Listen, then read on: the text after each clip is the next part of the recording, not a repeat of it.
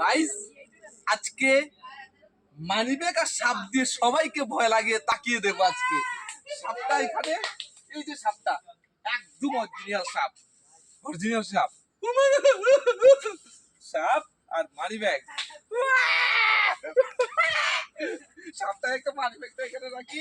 এই যে সাপটা, দেখি দেখি দেখি দেখি প্যাঁচ লাগাস না রে।